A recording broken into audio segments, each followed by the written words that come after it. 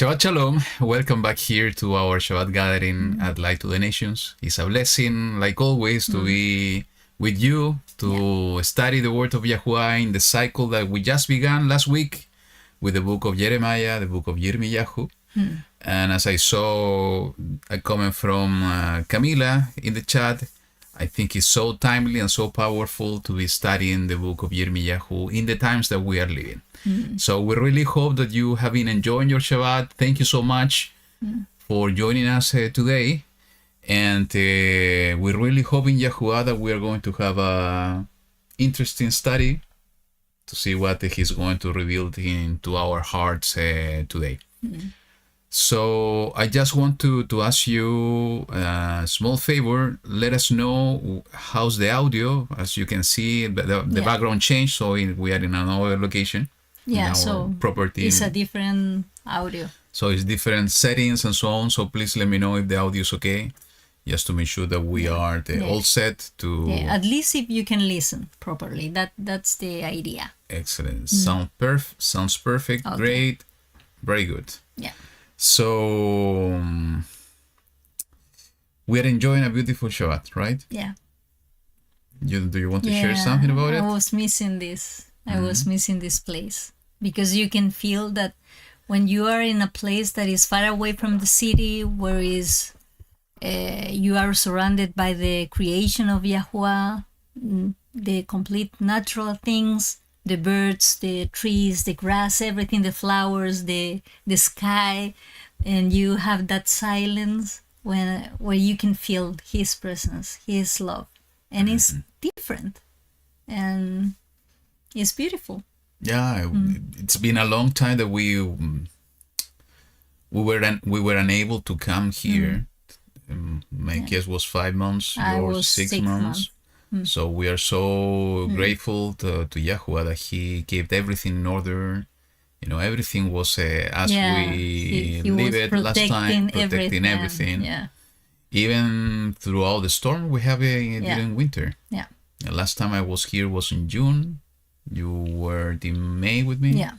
And I came in June just for 3 days or something like that. Very, very fast. So, we were so happy when we saw everything in order, everything intact. Yeah, it's like He's putting His malachim surrounding and protecting the place that He has given us. Yeah, so we thank Him because He's always showing in different ways. He's showing His love, His compassion toward us. And I guess you can feel the same in different aspects of your life, how YaHuWaH is showing His love, His compassion in so many different ways.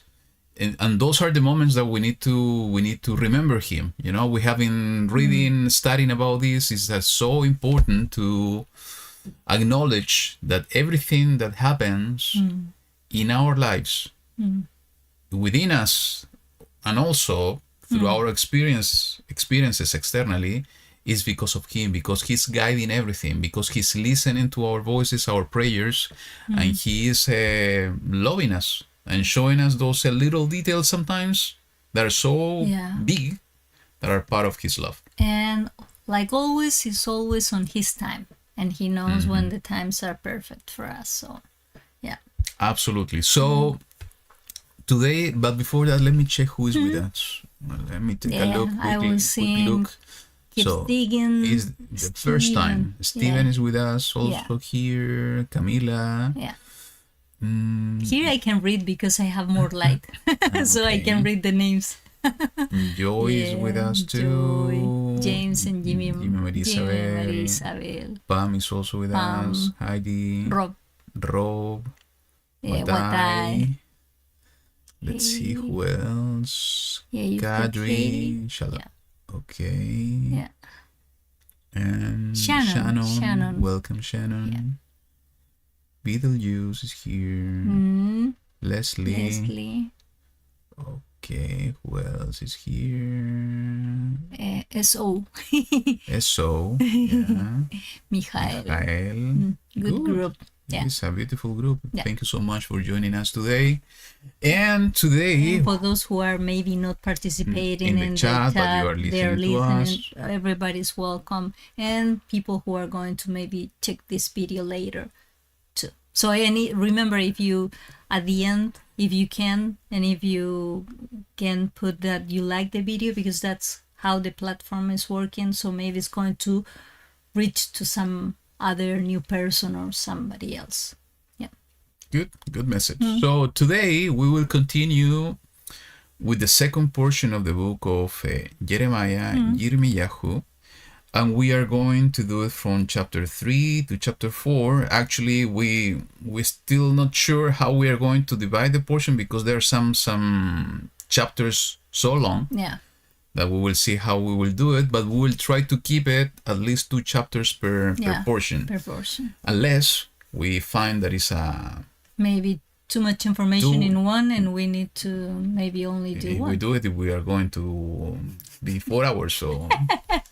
So we will keep posting as soon as we have the information, or at least a few hours before the broadcast, just for you to have what we are the portion of the day. But always it's going to be good if you can maybe read beforehand 2 chapters, and that is going to be like the average maybe. So if you want to read it before. Exactly. So, and we have titled this one, "Wash Your Heart from Evil and Be Saved." Yeah. So that is a tip that YaHuWaH gave us. Yes. What we need to do to be saved. And we will see this instruction, this tip, this key is so important within the context of the 2 chapters, because that's the only way we are going to be able to be saved. That's the message for Jerusalem, for Israel, is the message for us that we are the current generation of Israel. So it's important that we listen to that message. So without more delays, let me share this song with you, and then we will go straight forward to the portion. So here we go.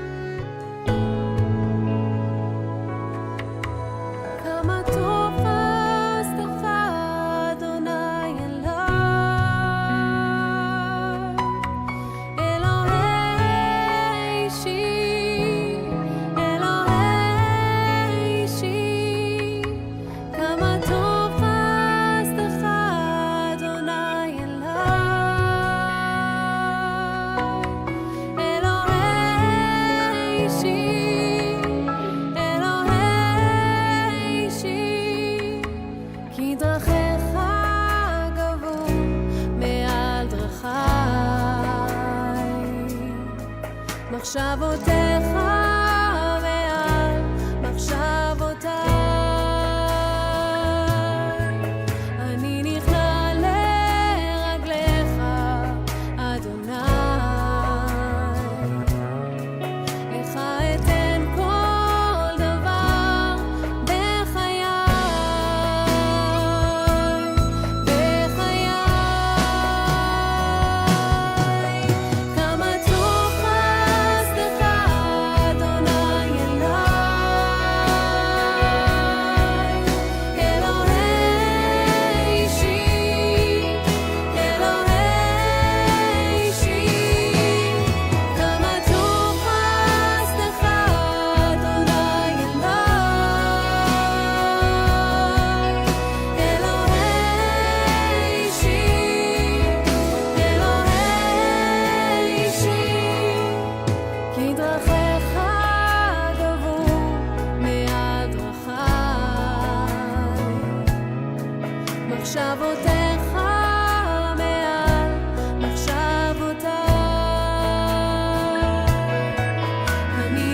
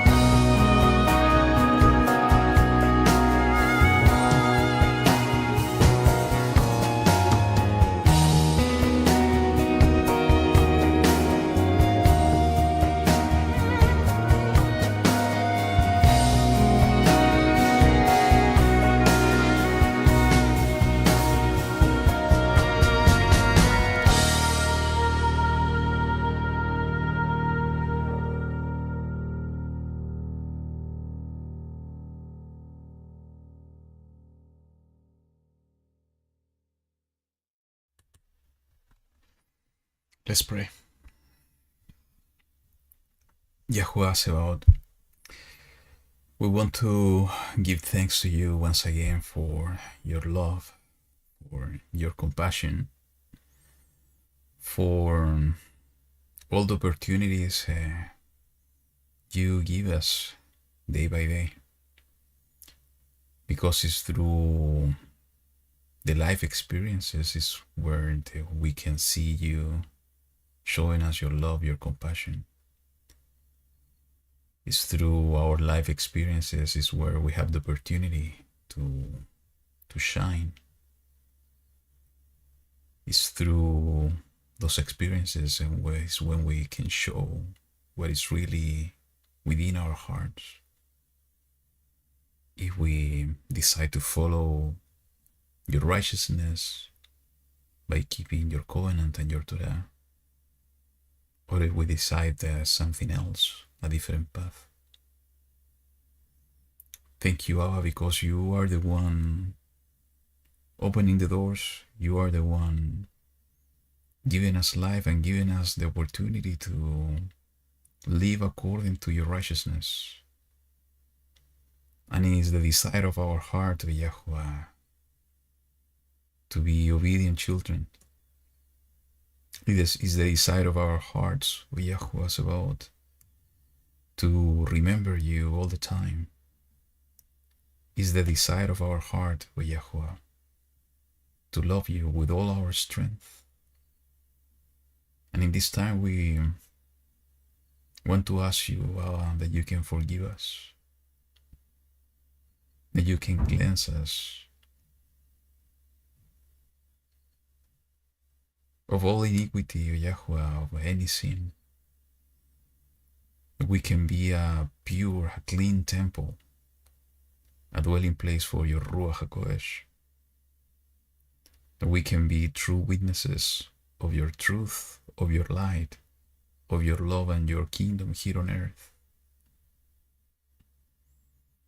And that's why we need so much the blood of Mashiach that he gave free for each one of us by dying on the stake,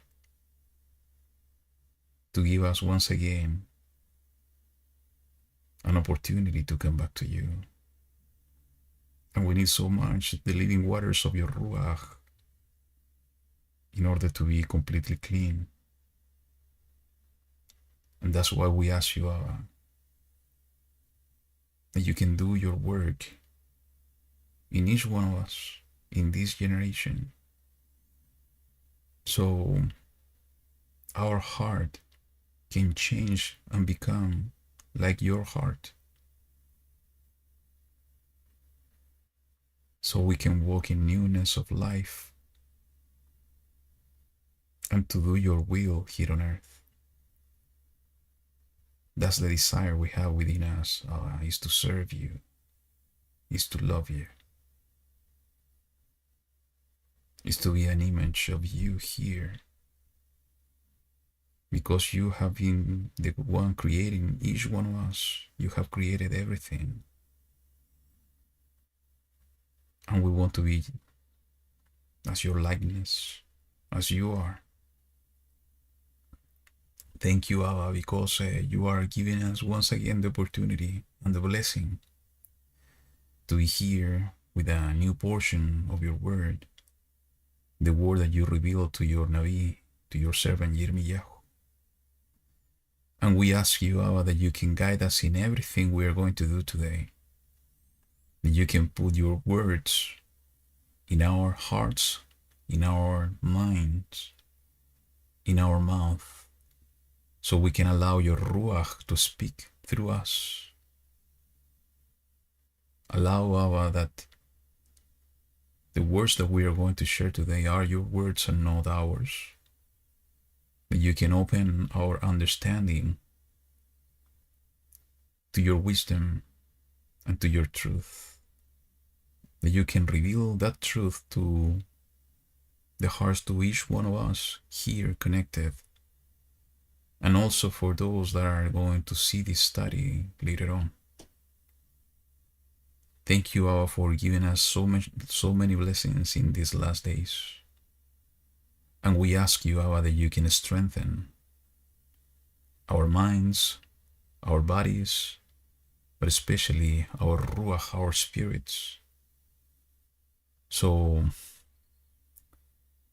we can serve you, so we can endure until the end, so we can be a light to the world. We invite you, Abba, in this time. Let your presence be with us and among us, so no matter the distance, we can be ahad in you. Thank you, Abba, for being with us, for being that lovely Father, and for allowing us to become your children, the children of Elohim, through Mashiach, Yahushua.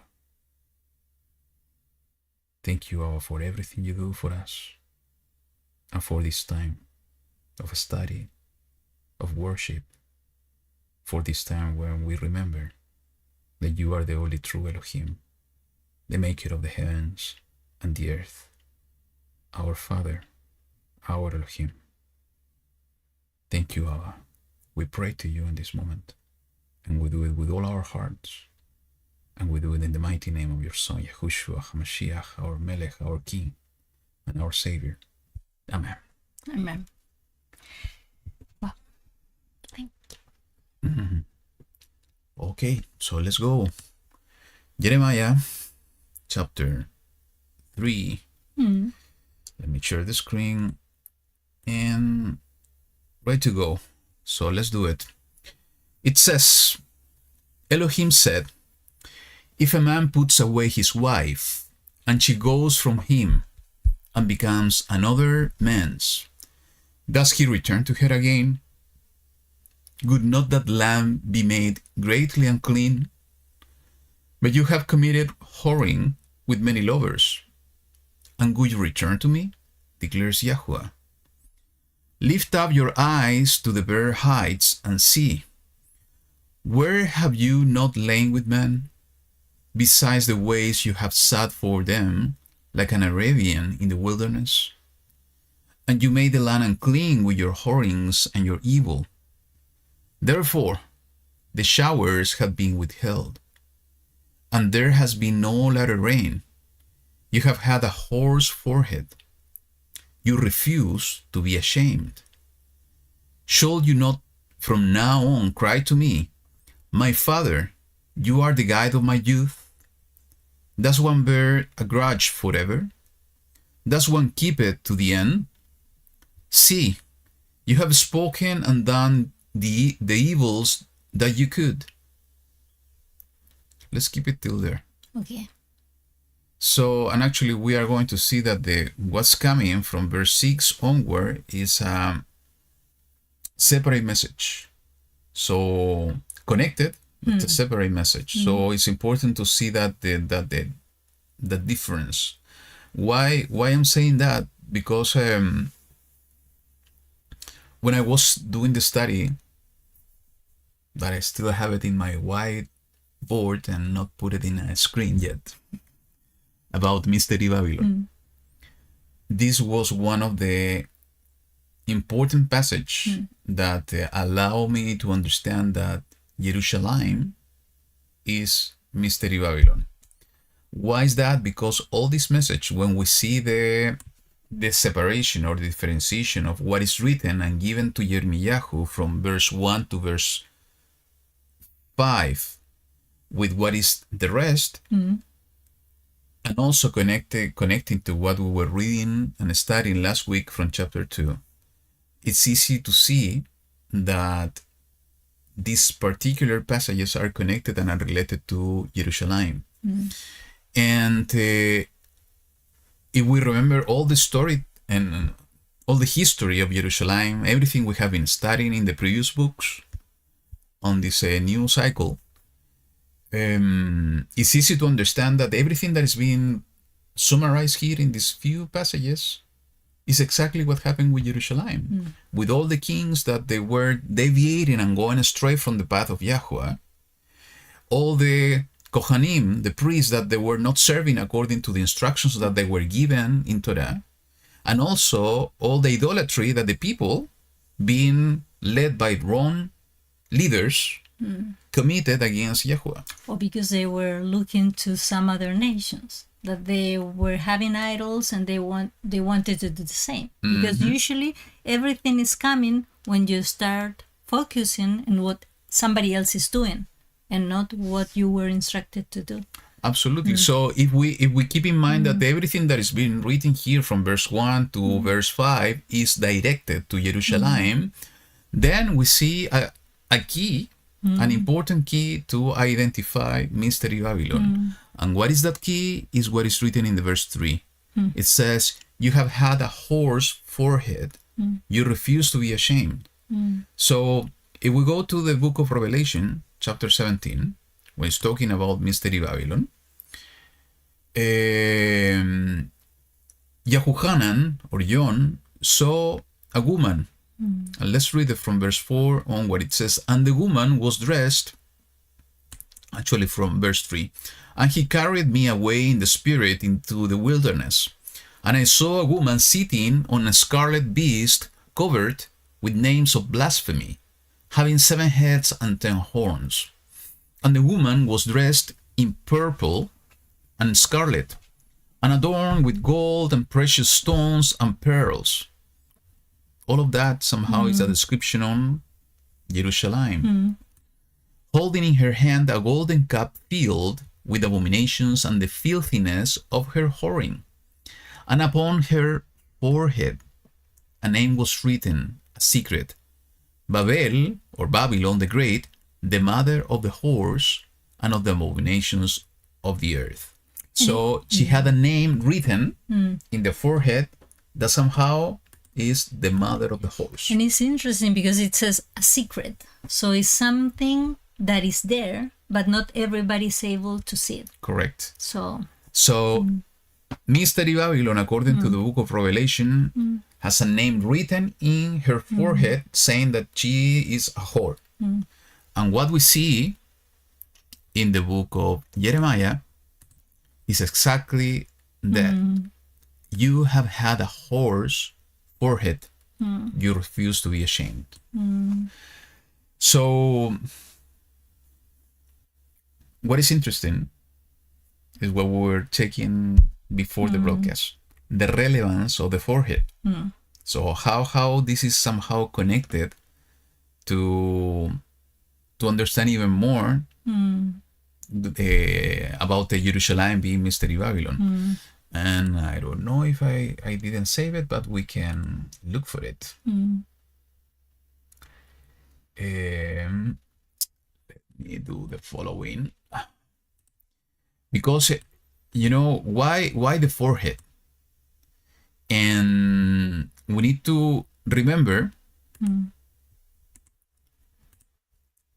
that the Jerusalem represents leadership, represents the head. When the Jerusalem became the capital of the unified kingdom, the kingdom was divided even at the time of Shaul, when David became king of the house of Judah, and his capital was in Hebron, and the rest of the nations were being led by the rest of the tribes were led by Shaul. When Shaul died, all the 10 tribes or the other tribes came to Hebron and asked David, and we study about this in the book of Samuel, to reign over all the tribes. Yeah. And when they did that, they moved the capital to Jerusalem. And before that, Jerusalem was in the hands of the Jebusites. Yeah. They were unable to conquer the city. Yeah. Even though that was part of the promised land, they were unable until that point to conquer the city. So David came and he conquered Jerusalem, and he named Jerusalem as the capital of the kingdom. And he moved himself to live over there. And after that, we know the rest of the story, that the temple was being built on that place. So the leaders, the kings, but not only the kings, because when the temple was there and the Ark of the Covenant, that David brought the Ark of the Covenant to the place, was connected to the high priest, was connected to the Kohanim, to the priesthood. So when we talk about the head, we're talking about the king and we're talking about the priest. And why it's so relevant is that the high priest also has something in the forehead. And what the high priest has in the forehead is exactly what is written here in the book of Shemot, Exodus. And thou shall make, and let me put it in the other version, and it shall be, and you shall make, in the verse 36, and you shall make a plate of clean gold, and engrave on it, like the engraving of a signet, set apartness to YaHuWaH, Kodeshah to YaHuWaH, LeYaHuWaH. And you shall put it on a blue cord, and it shall be on the turban. It is to be on the front of the turban, and it shall be on the forehead of Aaron. And Aaron shall bear the guilt of the set-apart gifts, which the children of Israel set apart in all their set-apart gifts. And it shall always be on his forehead, for acceptance for them before YaHuWaH. So we see in one place, one of the important roles that represent Jerusalem, that is the high priest, with a sign on the forehead saying, Kodeshah LeYaHuWaH, set apartness to YaHuWaH. In one side, and in the other side, we see Jerusalem bearing a name in the forehead in the opposite direction. That is totally idolatry, harlotry, whoring. So it's like, for me, is what we have been saying for a while. It's a representation of the two ways. The narrow path and the broad and wide path. The path that is leading us to life and the path that is leading us to condemnation. So somehow, anyway, you are going to have something on your head, or it's going to be something that is dedicated to YaHuWaH, or something that is cause you to be guilty of something abhorrent or going in the bad way. You know, recently, few months ago only, we studied this portion in the book of Kings. Here what it's saying is the parallel portion of the same story in the book of Chronicles. It's about this king Uzziyahu. And we were studying this, that he wanted to, actually, let's read it. The king wanted to go to the Hechal, to the temple, and burn incense, and to do what is supposed the work of the priests. And it says here in the 18, and they stood up, the Kohanim, against sovereign Uzziyahu, and said to him, it is not for you, Uzziyahu, to burn incense to YaHuWaH, but for the priests, the son of Aaron, who are set apart to burn incense. Get out of the set-apart place, for you have trespassed, and there is no esteem for you from YaHuWaH Elohim. And Uzziyahu was wroth. You know, he was stiff-necked. He wanted to do what he wanted to do, not what YaHuWaH wanted to do. He received a warning. A warning, but he was going in the wrong path. And what happened? And he had a censer in his hand to burn incense, and while he was wroth with the priest, leprosy broke out on his forehead. So the forehead somehow is representing what is our decision, if we are going to become righteous or we are going to become a sinner. If we're going to have the sign and the thought, the mark of YaHuWaH, or if we are going to have the mark of the beast. And somehow it's a very place of your face that calls the attention, and sometimes is I don't know why. I have this issue that when I talk with people, sometimes they're always asking me, what you're looking here? Because usually I look their eyes, but I don't know why I'm always looking in that part. And now it's not so strange. Maybe in the future, everybody's going to have something written here, and we have to use that for identify them. if they are going to be part of YaHuWaH's kingdom or they're going to be on the opposite side. Absolutely. So, and yes, just to put some an interesting part of the story about the forehead, we see exactly the same in the book of Samuel, First Samuel, when David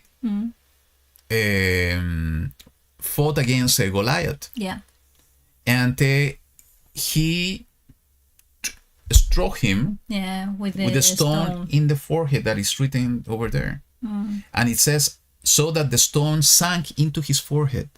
So it's like. And this Goliath, part is very sensitive. Very sensitive, and it's delicate because if you have a very strong, I don't know how to say, hit something here, you can even die.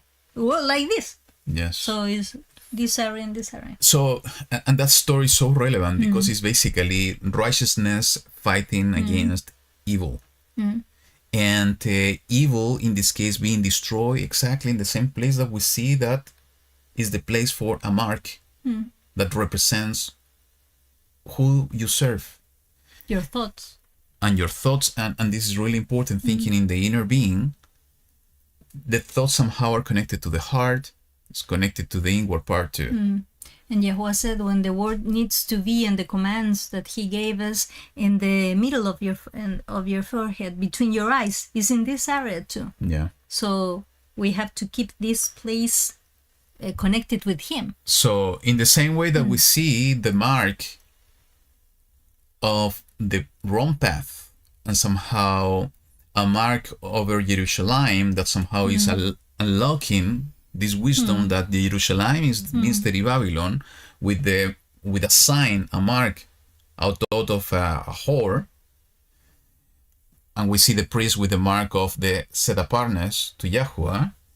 We see also a reference, it's exactly the same word in Hebrew. You can do this word study just to confirm. In the book of Ezekiel chapter 9, and this is so relevant because somehow we see what YaHuWaH is going to do, and this is exactly what we see happening in the book of Revelation. And we will read it. This is starting in the verse 1. It says, "And he called out in my hearing with a loud voice, saying, Let the punishers of the city draw near, each with his weapon of destruction in his hand. And look, 6 men came from the direction of the upper gate, which faces north, each with his battle axe in his hand." So you see, they're coming from the north. Yes, that's interesting too.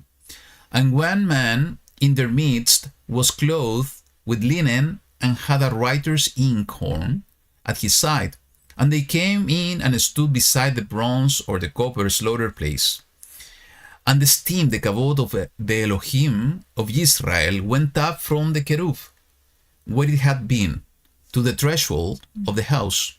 And he called to the man clothed with linen, who had the writer's inkhorn at his side. And YaHuWaH said to him, Pass on into the midst of the city, into the midst of Jerusalem, and you shall put a mark on the foreheads of the men who sighed and cried over all the abominations that are done within it."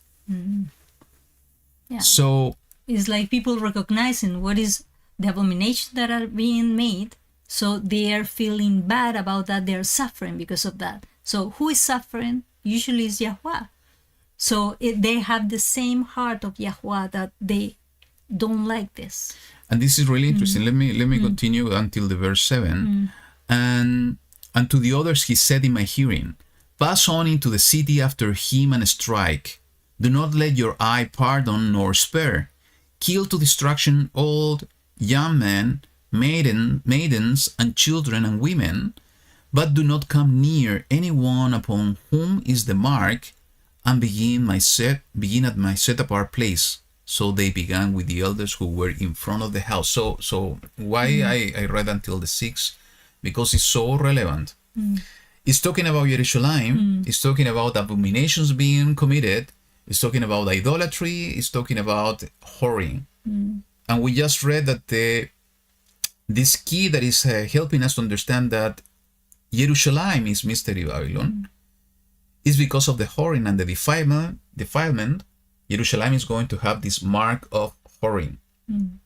So there is a mark of wrongness and evilness. Yeah, but this is another mark. This is the other mark. Wait. Right.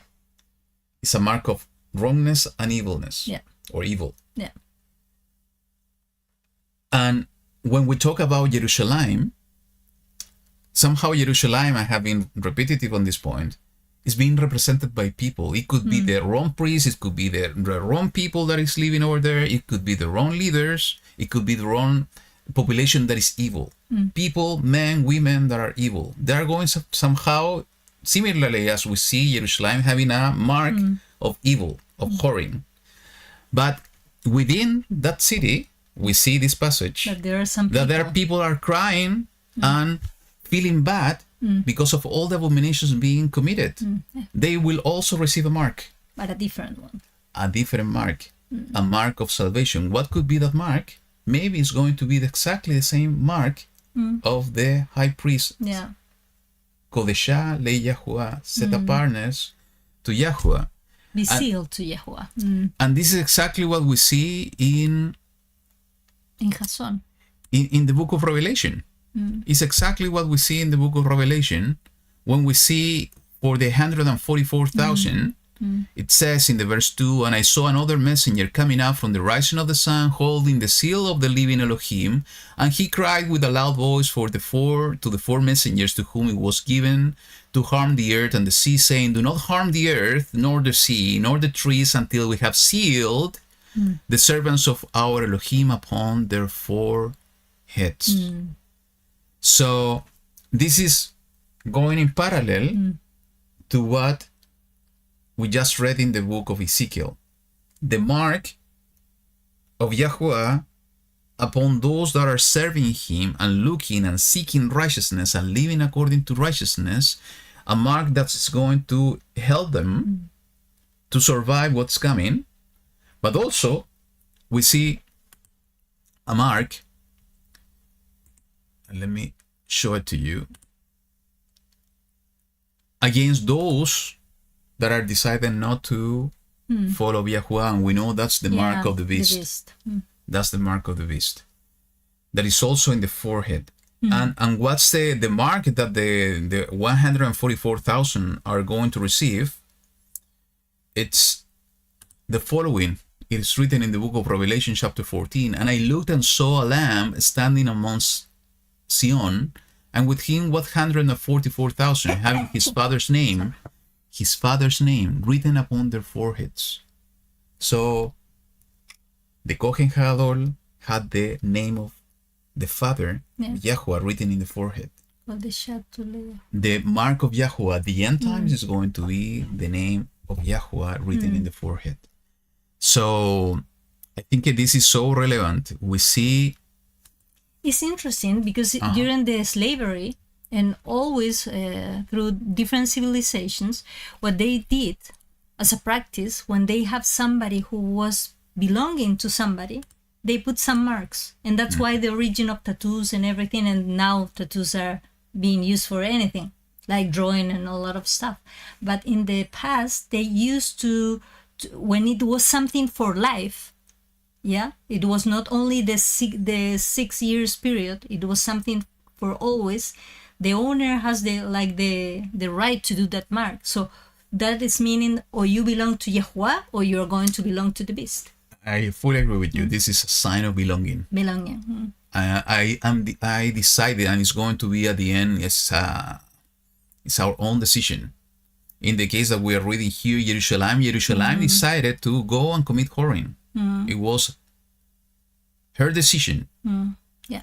It's up to us to decide whom we are going to serve. We are going to serve evil, sin, or we are going to serve YaHuWaH, righteousness. And depending on our decision is what's going to be the sign, the mark that we are going to receive upon our forehead. I think this is beyond a physical thing. About the sign, I think is connected, the physical with the spiritual. And you properly said that when we evaluate our thoughts, and this is happening to me, it's like I'm here. It's happening all the time here in our brain. And based on what I have been studying in the scriptures, it's not only here, it's also in the heart. Somehow it's a process that we have in the way that the inner being works. That is connected. It's connected, and also with the inward parts. But everything begins here is how we are receiving the words, how we're receiving the thoughts, how we are connected to the system that YaHuWaH has been created, because it's not only our thoughts. Our thoughts are coming from at least 3 sources, as we were explaining a few weeks ago. So it's going beyond the physical. That's why when many people is talking about the mark of the beast, and they're talking about this going to be a microchip or something like that, maybe, I'm not saying no, that it could be represented by something physical. But when we talk about the mark, I think it's more related to the decisions we are making and to whom we are going to serve. It's Our more thoughts. spiritual. Yeah. Though the high priest also have a physical sign. So that's why maybe the mark of the beast is going to be a physical something. In the same way, the mark of YaHuWaH maybe could be a physical thing. But mostly it's a spiritual thing, our decisions. And it's interesting because YaHuWaH said that he knows our thoughts before they are even formed. So somehow he can see it. So maybe it's a kind of at one moment, maybe our thoughts are going to be something like tangible. I'm always thinking about when it says about the final judgment, I think that it's going to be something so powerful that it's not going to be even necessary that somebody's going to show all your mistake on everything. Everything is going to be here in front of the judge. So it's going to be available there. So it's going to be like a kind of a movie theater that you're going to see and they're going to be shown somehow. So just to mention, everything that is being written here is the commandment in Torah about how to handle relationship between a man and a woman. It's about marriage. Loyalty. Yes. And what's the commandment if in case of adultery and in case of divorce? And you can go and read the book of Devarim.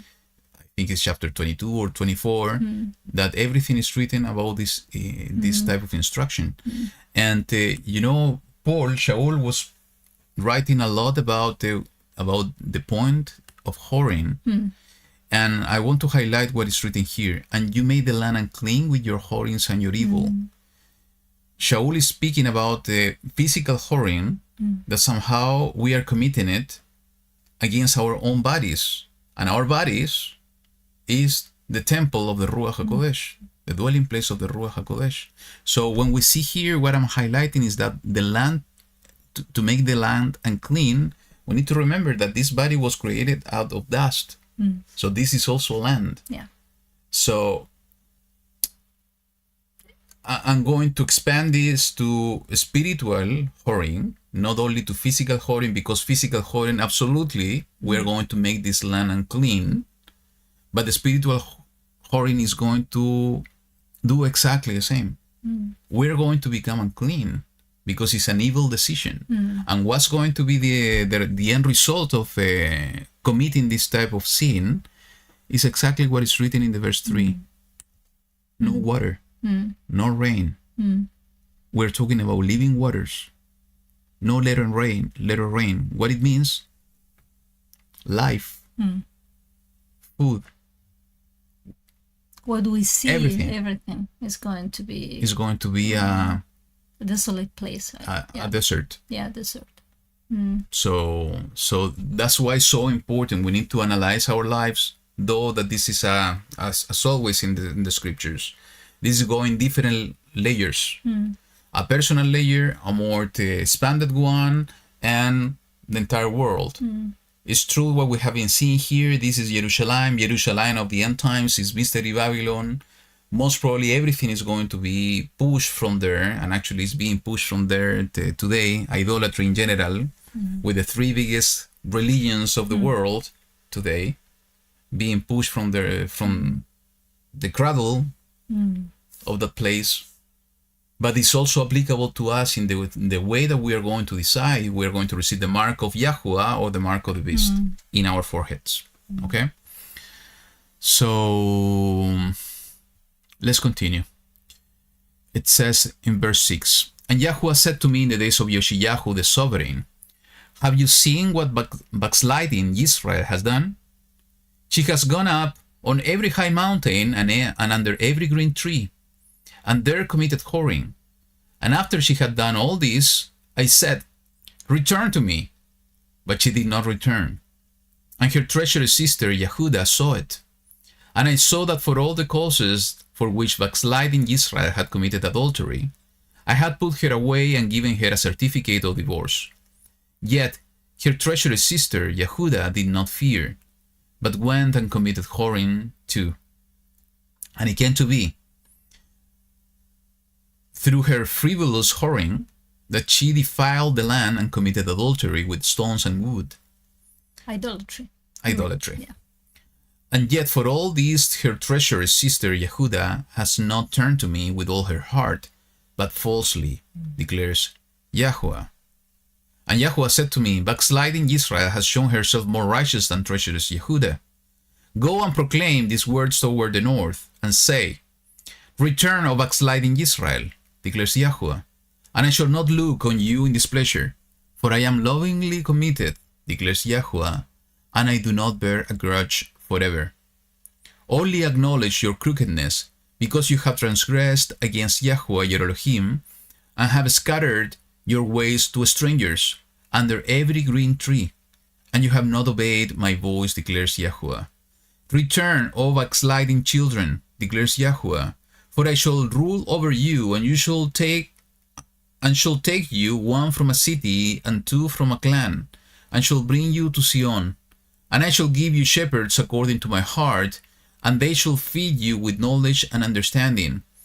And it shall be, when you have increased, and shall be fruitful in the land in those days, declares YaHuWaH, that they no longer say the ark of the covenant of YaHuWaH, neither good it come to heart, nor good they remember it, nor good they visit it, nor good it be made again. Let's keep it until there, because we are it's talking about many things that are really, really important. You want to comment something? No? different perception that we have. Well, about the what YaHuWaH was telling, that even though both they were committing treason somehow because they were being idol worshippers, and it was considered like an adulterer woman, he was calling them back, and he was giving that opportunity, like saying, repent, because acknowledge what you have done wrong, and I'm going to forgive you because I cannot be angry with you forever. So he was giving that opportunity, and even though Israel didn't want to do it, what also was YaHuWaH made about that, it was that YaHuWaH, even though they promise and they keep maybe doing the good thing, but it was not with a true heart. It was with an insincere heart. So I don't know how to say, false heart. So he also hated that falsehood. So he always is going to wait for us back, but with a sincere repentance. Mm-hmm. So here in this moment, in this chapter, begins to explain about the two houses. Yeah, what happened. And in order to understand this passage, we're not going to do it today, but I will suggest you to do it. You need to read it along with what is written in the book of Ezekiel chapter 23 about Oholah and Aholiah. Yeah. Because it's talking about exactly the same two women. And is YaHuWaH through Yirmiyahu is summarizing the story of the two houses. How Israel departed from the truth and began to celebrate their own feasts, began to appoint different priests. They forgot Jerusalem as the city chosen by YaHuWaH, and they appointed their own cities in order to prevent that the people were going to go back to the original kingdom. So they began to do all of this, and then what is written here is that Yehuda, the other house, began to do exactly the same things, and we study all the kings, and we saw that there were good kings, bad kings, the good kings leading the people back to YaHuWaH, doing teshuvah, massive teshuvah, and going back to righteousness, to keep Torah, with the bad kings that they were leading the people astray. To commit sin, to depart from YaHuWaH, to forget about YaHuWaH, the Elohim of Israel. So this is exactly what we see happening. The certificate of divorce is that go away. But even though YaHuWaH calling back Israel, because he still have that expectation that we are going to react and see that we are losing everything if we are not with him. We are going to have only death if we are not coming back to him. And giving these messages to Israel. And again, this is something we also can apply to our lives. The house of Israel, even though there is a kingdom, even though there is our different tribes, is a concept. What it matters is the people that belongs to that concept. So that's why when we apply these messages to ourselves, to the people, it's not wrong, because somehow we represent a house, a tribe, a kingdom. So the message is for the house of Israel, backsliding Israel, but it's directed to each one of those that belong to the house of Israel. I would say, even though we don't know for certain, is that we could be part of the house of Israel, because we were dispersed over all the earth. And even if we are not part of the house of Israel, the other option is the house of Yehuda, and committed exactly the same sin, the same mistakes. So, and YaHuWaH is saying, I should not look on you in displeasure, for I am lovingly committed, declares YaHuWaH, and I do not bear a grudge forever. Only acknowledge your crookedness, because you have transgressed against YaHuWaH your Elohim, and have scattered your ways to strangers under every green tree, and you have not obeyed my voice. Return, do teshuvah, backsliding children. Here is exactly what I said, talking to the people. For I shall rule over you and shall take you. So, I think all of us, we are witnesses of this message / blessing, because we were totally far away, and he took us, And he called us. I shall not look on your displeasure, return to me. And he made a way through Yahushua, because understanding what is written before with a certificate of divorce is impossible to get the wife back, the former wife back. So he made a way with Yahushua, and he said, return to me. And this is exactly what happened to each one of us. He opened our understanding. We were able to listen to his voice, and we woke up and we returned. I don't know if this is going to be understood or not. I hope that you can understand. But also, when I always looking about how is the house of Israel and the house of Yehuda, I'm taking everything together is Israel. The house of Israel and the house of Yehuda, and everything together is Israel, Yeshurum, what YaHuWaH loves. That somehow within us, maybe our daily situation are kind of like Israel. Maybe the things that we do when we have to deal with the worldly things. And Yehuda somehow, it was who was in charge of keeping all the commandments and the teachings and everything. And for me, that is kind of more the spiritual side. So if we have these two places together, then we are one. And he is talking to us when he is talking about that Yehuda, Israel was like a whore, and also then Yehuda is also like us, within us, righteousness and sin, righteousness fighting within us. And sin, but also maybe the things that we do, like usually how we live in this world. That is Israel, and we live in this world maybe forgetting about how he created us, how he intended that we are going to behave. For instance, what we eat, what we do with the people that we are going to be reunited, how we have strayed from the path that he created, but also from the spiritual side. How is our relationship with him? That is the closest relationship, like the representation of Yehuda, where it was Jerusalem.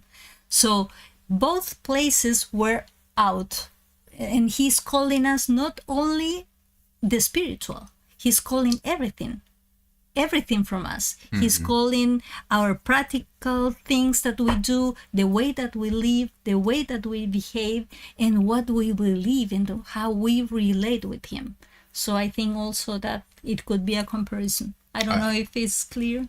I think it's clear. It's basically having the representation of the two houses within us, and with different roles, characters, and responsibilities, and somehow the two of fighting between them instead of being a had. Yeah, and the two of them needs to be under the scope of YaHuWaH and needs to be connected with him. Yeah. And that was interesting when you were seeing the one from a city and two from a clan. You want to say something about it? You first. Okay, I think, there are many things represented in this passage. The ones I can share, I can mention, is that somehow it's connected to what YaHuWaH mentioned in different passages in the Brit Hadashah, when he said that the two are going to be in the field, one is going to be taken and the other one is going to be left. Or two women that are going to be grinding wheat. One is or in the vial, one is going to be taken and the other one is going to be left. So I think it's so relevant and connected to what YaHuWaH spoke about the end times, that basically, and actually everything that is being written in the coming passages is connected to the end times. So it's giving us the understanding that the fulfillment of this is going to be at the end of the age, in the times that we are living. And in parallel to that, I believe this is giving us somehow a hint that there is the ones that are going to be saved, or the ones that are going to return, or the ones of his people among the huge population we have in the earth today, is a small flock and a small remnant. If we think in a city, he's going to take one. Not like the city today. The city from the past is basically small towns. Let's assume it's going 100 people, 200 people. If it's a 100 people town, he's going to take one. We're talking about 1%, a small flock, a small population.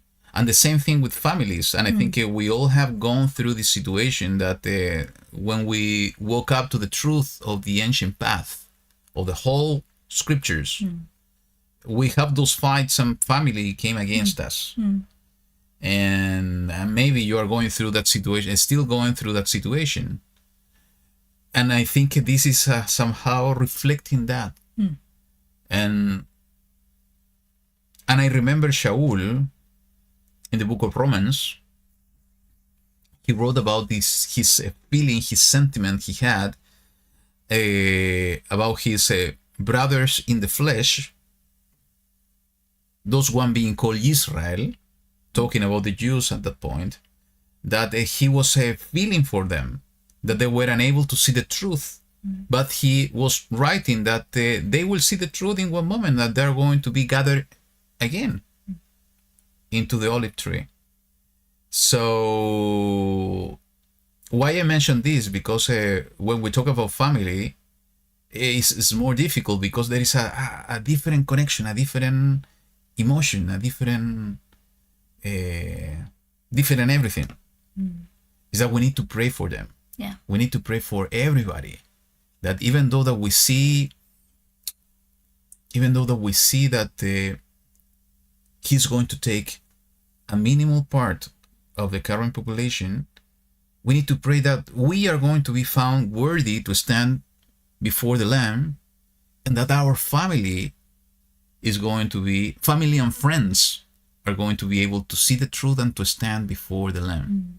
I think somehow this is what what I can share about this passage. Yeah, that's why everybody who has been awakened to this truth needs to be a light, so they can see that light and they want to go to that light. It's like when it's night, and if you see that everything is dark outside, and you are, I don't know, in the field, but in the distance you see a light, you know that you have to go in that direction because there you're going to have safety.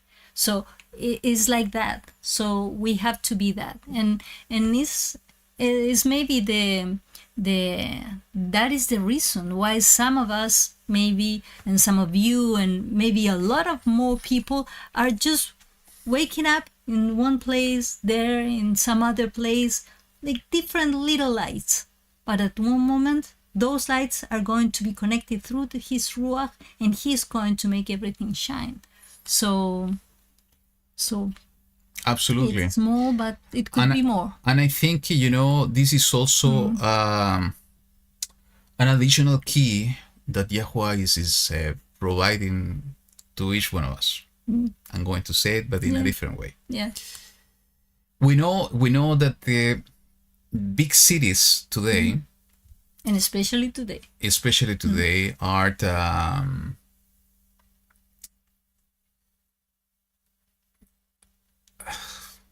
como, sorry, I'm going to say in Spanish so you can help me. Es como la concentración. Yeah. This word sin is more concentrated. Yeah. It's like a evil source of sin. Yeah. And sometimes our mindset are trapped to the city mindset, to put it in that way. Families, in the old times, they were living outside the cities. Yeah, usually they went to the city to make the trade and things like that, business, and that was the reason. And the mindset of that people is totally different, more connected to nature. It's more connected to work. The way of life that YaHuWaH created to work. Yeah, so they can have their sustenance there, like with less influence from the mindset of the cities. Cities is when we find more darkness. In comparison to in the countryside is when we find more connection to light, to put it in that way. So what I'm trying to say, I think in this case what YaHuWaH aquí is giving us, is not written, but it's my interpretation, is that we need to have the mindset of the natural living instead of having the mindset of the cities. When we are in the city, and we can tell you in our own experiences, we are being dragged to different type of activities or different type of thoughts or different type of mindset, stress, fights, the noise that we heard, the news that we heard that somebody's going to provide, maybe, and many things that are being surrounded by the city. And sometimes this is not helping us to have the mindset of Mashiach and connected to the truth and to the light. I think all of us will struggle with that. That's the mindset of the city. The mindset of the countryside is something without stress. It's a mind with quietness, a mindset looking for rest, looking for light, looking for nature. And your times and your rhythm is completely different. You are with the rhythm of the nature. Like, I don't know, you wake up in a different condition. Yes. Your days, if it's getting dark, you're going to feel sleepy. You're going to go to bed how YaHuWaH intended us to get proper rest, and not in an artificial way. Why I'm saying this? Because we see here that he's going to take one from a city and two from a clan. If we see percentage-wise, it looks like he's going to take more people from the clan than from the city. So if we are with the mindset of the city, maybe less the probability is lower. If we have with the mindset of the families that maybe are more connected to nature, the probability is going to be higher. This is my interpretation. It's not written like that, but I think we all have going through experiences, as I said. We need to disconnect ourselves, come out of here, my people, it is written. And coming out of here is basically coming out of the cities, but not necessarily physically. If you have the chance to do it physically, even better. it's a blessing. And you need to be grateful to YaHuWaH to giving you the opportunity. But the most important thing is to come out of the city from a mindset, the spiritual point of view. It's going to be much tougher because we are surrounded when we are in city, as I said, with darkness, with thick darkness. And we are going to struggle, and we need to be even more stronger, spiritually speaking, in order to not to be contaminated and not to be pushed by that thick darkness that is around us in each one of the cities. So the most important thing is that we need to remove ourselves from the city mindset and the city ways, because those are the ways of evil. And if we live there, we need to transform our house, our places of refuge, into this nature space, even among those places. Absolutely. So we can make a garden inside of a garden. Yeah. So verse 15, I'm going to stop a bit here. I think it's a tremendous promise, a promise of hope for the end times. Because if we understand that everything we are reading, and we are going to confirm in the following passages, is for the end times, YaHuWaH is saying, even though that you are surrounded by thick darkness, even though that you are surrounded by whoring, idolatry, and all of that, all type of abominations, I'm going to give you shepherds, are going to give you people that are going to feed you with knowledge and understanding. So at least we're going to, as you said before, we're going to have that tiny light that we are going to be able to see it, and maybe it's going to attract us. And if we decide to go, maybe we are going to be open to the truth. I think it happened to us again. So I think it is a hope, but also we need to be so careful. Yeah. Because it is written in many other places. There are some shepherds dressed in wolf clothes. Or not the other way around. Wolves shepherd clothed with sheep. Yeah. You're right. Yeah, they are discussing. False teacher. Even Mashiach said that the false Mashiach will appear. Yeah. Doing signs and wonders. So how we are going to be able to understand and to recognize the good shepherds, the one feeding with knowledge and understanding, versus those one that are showing themselves to be good, but actually they're wolves, and not necessarily because they're evil. Yeah, maybe because they think that they're doing a good thing. Maybe they are deceived too. Is through the ruach and through the word. And if they're not speaking according to the word and according to Torah, it's because they're in the wrong way. Yeah, they need to be in the same direction. And I was thinking also, it was what happened to me when I was like somehow awakened, and then he was giving me shepherd maybe with some people who was helping me, but also when he gave me like the interest of reading of his word. And here we have the shepherd also with the words of the prophets. So this is the most direct way that how we can learn and understand. So verse 16 is when we see, actually, let's read it again. And it shall be when you have increased and shall be fruitful in the land of those in those days, declares YaHuWaH, that they no longer say the ark of the covenant of YaHuWaH, neither could it come to heart, nor could they remember it, nor could they visit it, nor could it be made again. At that time Jerusalem shall be called the throne of YaHuWaH, and all the nations shall be gathered to it, to the name of YaHuWaH, to Jerusalem, and no longer walk after the stubbornness of the evil heart. So we know this is end times. Yeah. This had not happened yet. You know, the reunification of the two houses has not happened. The Ark of the Covenant, you know, though everybody is speaking about that or looking for it for years, centuries, it's not there. And Jerusalem has not been called the throne of YaHuWaH. All the nations have not been gathered to Jerusalem yet.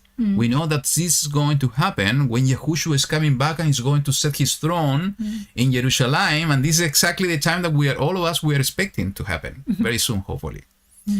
But you know, for me, it's so interesting when he's speaking about the Ark of the Covenant, especially when he's saying here, "Not could it be made again." So, how they dare in our times to make a replica of the Ark of the Covenant. And I guess all of you have heard this news, and they created a replica, exactly a replica, same size, same material, and so on, and they were showing this replica in Jerusalem and in other places. Even what I heard, that they put, I don't know, I read this? Yes. They made also the stone. No. They took this replica of the Ark and sent it to Mar-a-Lago. Oh yeah, in Trump Place in Florida. And that was so weird. Yeah. And I think that is because first it's going to be shown all the work made by human, by man. They're man-made, and it's because it's the work of man. They're trying to do the work of YaHuWaH.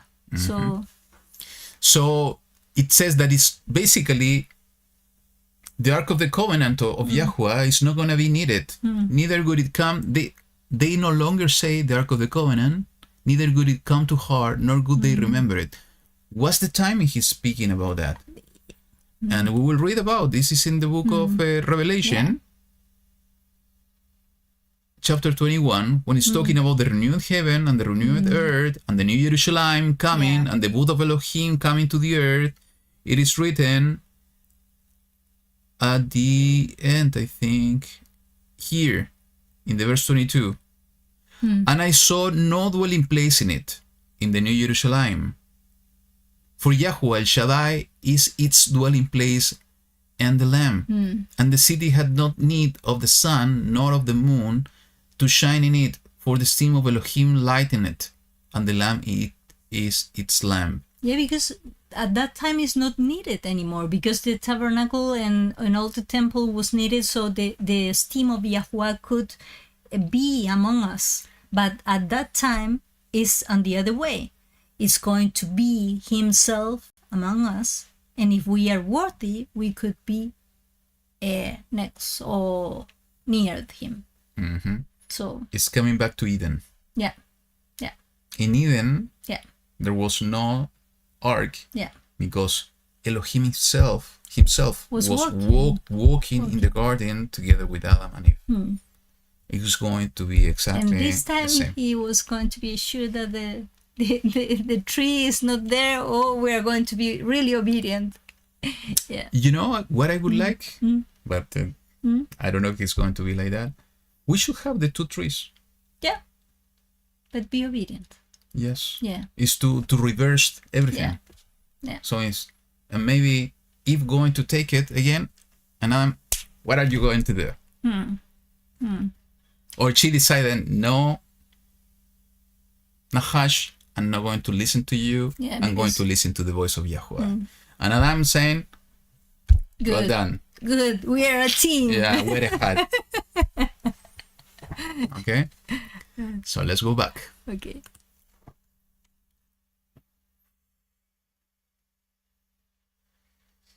It says in verse 18, in those days the house of Yehudah shall go to the house of Israel, and they shall come together out of the land of the north, to the land that I have given as an inheritance to your fathers. And we know that that unification of the two houses will happen in the hand of Mashiach, who is going to take the tree of Yehuda, the tree of Ephraim, and he's going to merge both of them into one tree. Yeah. But I said, how could I put you among the children and give you a pleasant land, a splendid inheritance of the hosts of nations? And I said, call me, my father, and do not turn away from me. That's the how. Yes. Not turn away Obedient children. from him. But indeed, as a wife betrays her husband, so have you betrayed me, O house of Israel, declares YaHuWaH. A voice was heard on the bare heights, weeping supplications of the children of Israel, because they have perverted their way. They have forgotten YaHuWaH, their Elohim. Return, O backsliding children. I shall make your backsliding cease. See, we have come to you, for you are YaHuWaH, our Elohim. Truly, delusion comes from the high hills, the noisy throng on the mountains. Truly, in YaHuWaH, our Elohim is the deliverance of Israel. And this is so relevant because it's connected to what I said about the cities. And I think I shared this a few weeks ago, that when I study about the mountains, many years ago, I came to the understanding, I didn't put it in writing even, that sometimes when he's speaking about the mountains, he's talking about continents. It could be understood that he's speaking about the continents as we know them. And we connect this to what I said about the cities, the noisy throng on the mountains, the noisy that you hear in the cities. Delusion comes from the high hills. Let's rephrase it just to explain myself. Delusions come from the cities, the noisy throng from the big cities. Only in YaHuWaH is when we are going to find salvation. Only in YaHuWaH is when we are going to find rest to our beings. Only in YaHuWaH is when we are going to receive the deliverance from our Elohim. Okay? For shame has devoured the labor of our fathers from our youth, their flocks and their herds, their sons and their daughters. We shall lie down in our shame while our reproach covers us. For we have sinned against YaHuWaH, our Elohim, we and our fathers from our youth even to this day, and have not obeyed the voice of YaHuWaH, our Elohim. Conclusion, obedience. YaHuWaH is giving us all the time, all the ways to return to Him, and He's even calling us, return to me, backsliding children. And He is giving us all the time the opportunities. If you remember in the first letter of John, it says, let me go there.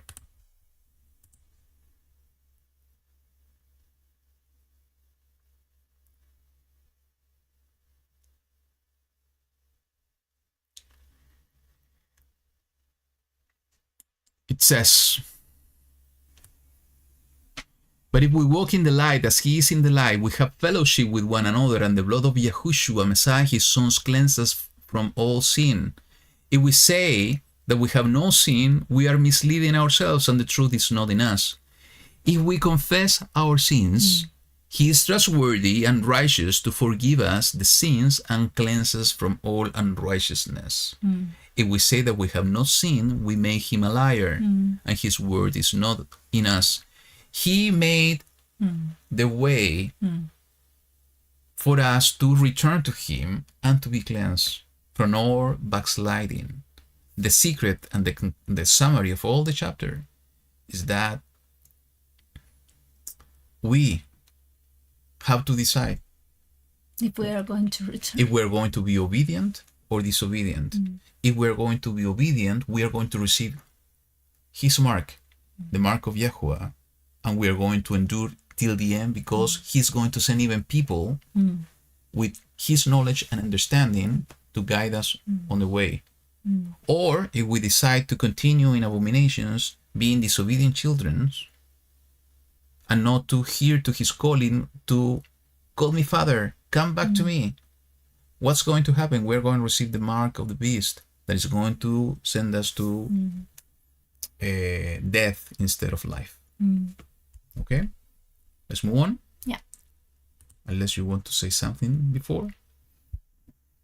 I think that he's always maybe sending some people at the beginning, like those shepherds, but at one point he wants us to go directly with him. So we cannot always depend on people, that we can see that they are the instruments, because he was calling our attention, but our hearts need to go directly to him. People cannot replace the place of Yeah. YaHuWaH, cannot take the place of Yeah. YaHuWaH. He's sending people. It's like Like a I'm messenger. going to give the same example as last week or the previous one, like a radio station. You can be listening to this radio station and they are going to give you a message or an instruction or some information that is going to be important for you and so on. Maybe you're going to have another TV. I don't like the example, but it's going to be much easier to understand. A TV on the other side, and you are tuning in to a specific TV channel, and you are going to hear information that is good, that is going to feed you with something. But neither of those are going to replace your The relationship and the source of everything, that is him. Yeah. We have only one mediator, and that's YaHuWaH, that is helping us and leading us on the way. So what is written there, just to complement to what you said, is that he's going to send people, he's going to send prophets, he's going to send shepherds, and through them he's going to give us food, Yeah. spiritual food. In the initial one. Yeah. But they cannot replace YaHuWaH. This is an extra source of information that he is in his love and compassion is sending to us in order to sustain us on the way, in order.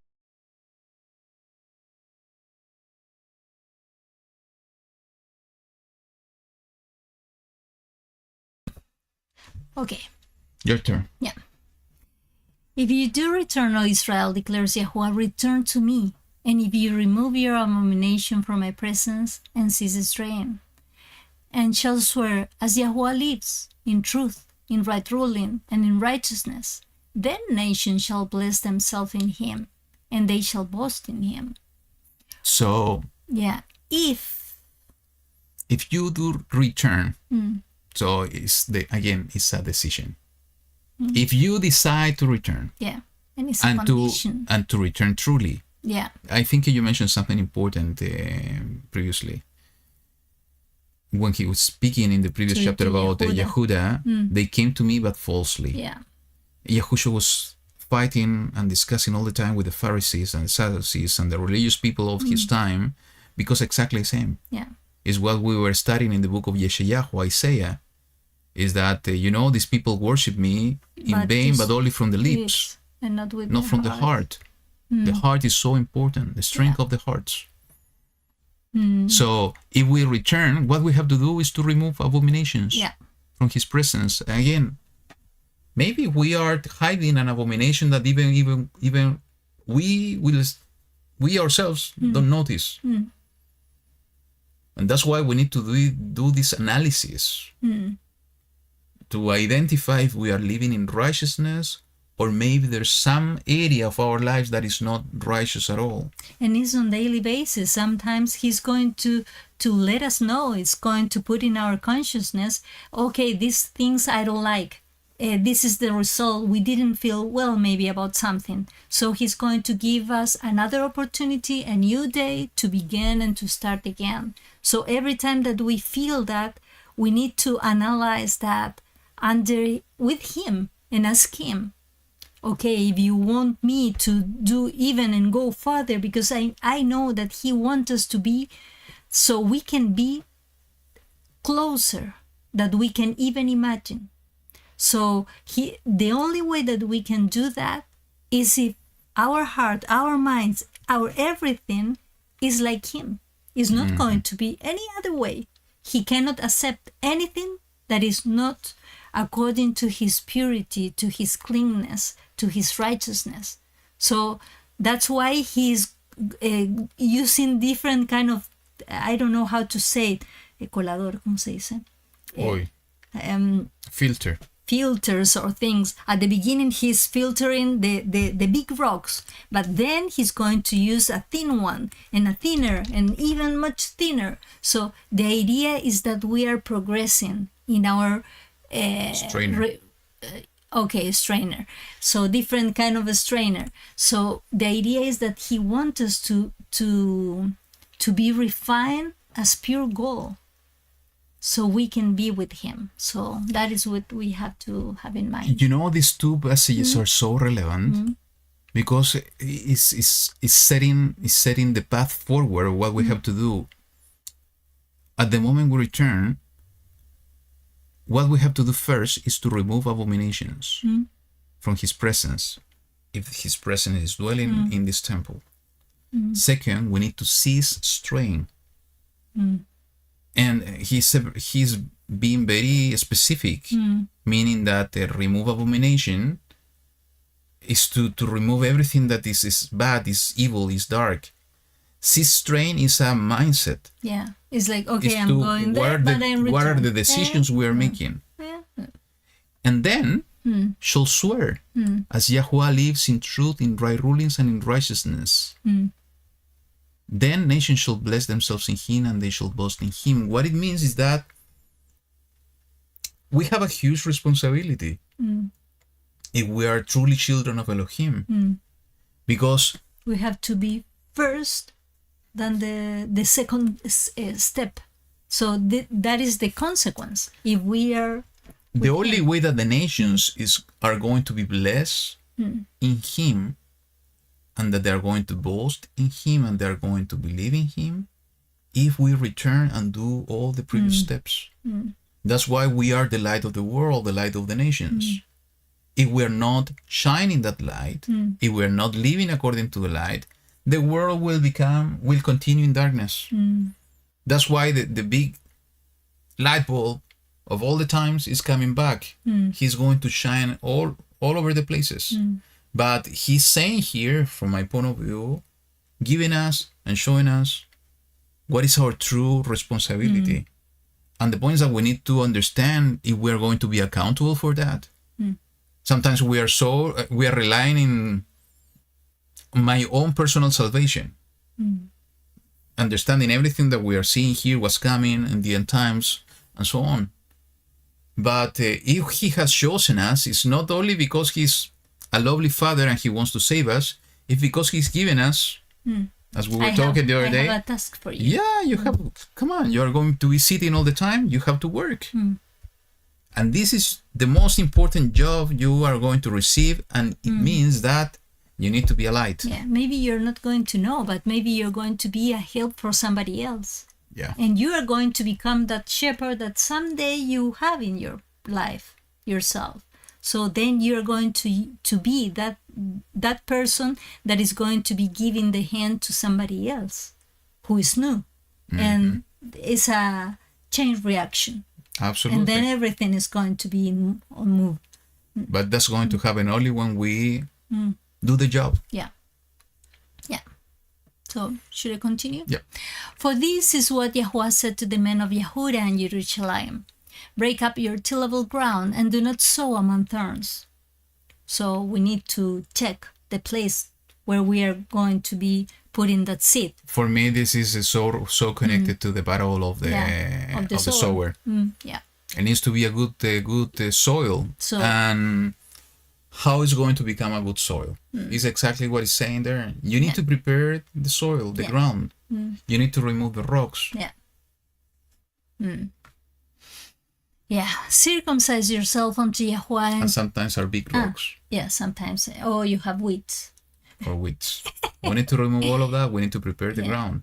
And it's something that you need to do on a daily basis, because if you don't do it, you're going to find very big bushes. Yeah. Circumcise yourself unto YaHuWaH and take away the foreskins of your hearts. You men of Yehuda and inhabitants of Jerusalem, let my wrath come forth like fire and burn, with none to quench it, because of the evil of your deeds. Declare it in Yehuda and let it be heard in Jerusalem, and say, blow a shofar in the land, cry aloud and say, gather yourself and let us go into the walled city. Lift up the banner towards Zion. Be strong. Do not stand still, for I am bringing evil from the north and great destruction. So again, once again, this is a reference to the end times. Yeah. Blow a shofar in the land. We know that It's the going trumpets are going to sound. Gather yourselves and let us go into the walled city. It is It's a written in the book of place of YaHuWaH protection. we were reading. Shut your door Yeah, behind you. behind you, at least for a moment. Yeah. So it's exactly what happened during Noah with the Noah flood. and also in Egypt. Yeah. Yeah. With the last plague. They plague. needed to shut the door and Yeah. stay inside. So this is a direct reference to the end times. Yeah. Okay? Lift up the banner towards Zion, be strong and do not stand still, for I am bringing evil from the north and great destruction. So the northerner, Yeah, and I think always thinking about that. I'm bringing the evil from the north. I'm always relate that to the thoughts. I think that is what is happening now. And when it was, I don't remember who was saying, but it was John maybe YaHuWaH, I don't remember, who was saying it's going to be a very huge fight, but it's not going to be on flesh. It's going to be big principalities. It's going to be something spiritual. So that's why I'm thinking always about the thoughts. yeah. A lion has come up from his bush, and the destroyer of nation is on his way. He has set out from his place to make your land a ruin. Your cities are laid waste without inhabitants.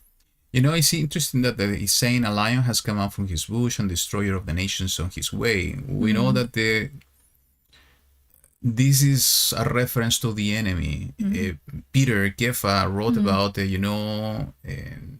Satan, Satan being as a devoured lion that is surrounding us and looking for an opportunity. So I think it's so relevant to what is written over here. And the destroyer of the nation, I think throughout history we have seen people being raised up to be destroyers. And I think it is written that at the end times that will happen once again. Just remember the dream I had with this figure of darkness coming up. I think we will see once again the same happening. Is the beast of the end times. Yeah. For this, gird yourself with sackcloth, lament and wail, for the burning displeasure of YaHuWaH has not turned back from us. And in that day shall be, declares YaHuWaH, that the heart of the sovereign shall perish, and the heart of the heads, and the priest shall be astonished, and the prophets wonder. So everybody's going to be so puzzled, so they also be suffering. Today we are not seeing that yet. Yeah. Because today they're still enjoying a lot of power and things like that. But it's going to be a moment that they are going to lament too. They are going to perish. They are going to have problems too. Then I said, Master YaHuWaH, truly you have greatly deceived these people in Jerusalem, saying, peace is for you, whereas the sword reaches to the heart. At that time it shall be said to this people and to Jerusalem, a scorching wind on the bare heights blows in the wilderness toward the daughter of my people, not for fun or to cleanse. So it's not going to be an easy wind. It's This is coming for destruction. Destruction. A wind too strong for this shall come for me. Now it is I who speak judgment against them. So it's a judgment, a wind that is basically is connected to judgment. See, he comes up like clouds, and his chariots like a whirlwind. His horses shall be swifter than eagles. Woe to us, for we shall be ravaged. Yeah.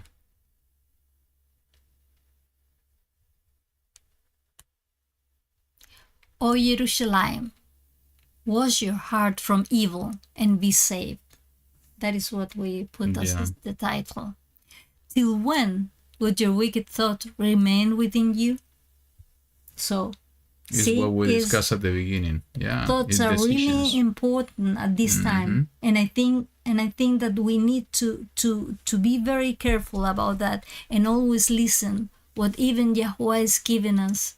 One opportunity, two opportunities. He's going to let us know when we are on his way, on when maybe we are deviating a little bit, because only a little bit of deviation, it could take us to a place that we don't want to be. Announce to the nations, look, proclaim against Jerusalem that besiegers are coming from a distant land, and raise their voice against the city of Yehuda. Like keepers of a field, they are against her all around, because she has rebelled against me, declares YaHuWaH. Because we were rebellious. Your ways and your deeds have brought this upon you. This is your evil, because it is bitter, because it has reached into your heart. Oh, my inward parts, I am in pain. Oh, the walls of my heart pounds in me. I am not silent, for you have heard, O my being, a voice of a shofar, a shout of battle. Should I continue? Yeah. Destruction upon destruction is cried, for all the land is ravaged. Suddenly, my tents are ravaged, my curtains in a moment. How long shall I see a banner and hear a voice of a shofar? For my people are foolish, they have not known me. Wow, they have not known me. Maybe they think that they know me, but they don't. They are stupid children, and they have no understanding. They are wise to do evil, but to do good they have no knowledge. I look at the earth, and so it was formless and empty, and the heavens that had no light. Wow. I only imagine that like after a war or something like that. Desolation, darkness, you don't have anything on the earth anymore. People is not there. I think you know what I can mention is what I told you earlier today. This passage, I think, we can see it to the light of how prophecy works. And prophecy has a multiple fulfillment, more than one fulfillment. And we see that this is speaking about destruction over Jerusalem. This is exactly what it's speaking about. And we know that there was one destruction already with the Nebuchadnezzar, with Babylon destroying Jerusalem, destroying the first temple, and the people going in captivity to Babylon. The second time that was destroyed somehow is during the Romans, where the second temple was destroyed, part of the city as well, and they removed, the second dispersion began. Actually, the third dispersion began, in this case of Jewish people. So part of what is written here already happened. Actually, when we go to the book of Lamentations, we see the same type of parallel happening there. But as YaHuWaH said regarding the abomination of desolation, when he was speaking about Daniel, and we know that was a first fulfillment with Antiochus Epiphanes, there was, in my view, a second fulfillment with the Romans also when they took Jerusalem, and they changed even the name. We know that YaHuWaH was speaking about the end times. A new fulfillment is coming in the near future. So what it means is that the destruction over Jerusalem will happen again. And if we go to the book of Revelation, to the chapter 17, when we're speaking about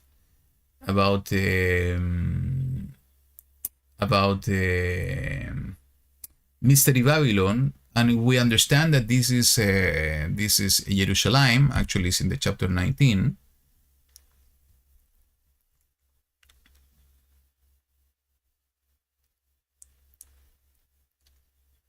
No, it's not in the chapter 19. My memory is not good. But basically, what is saying is that the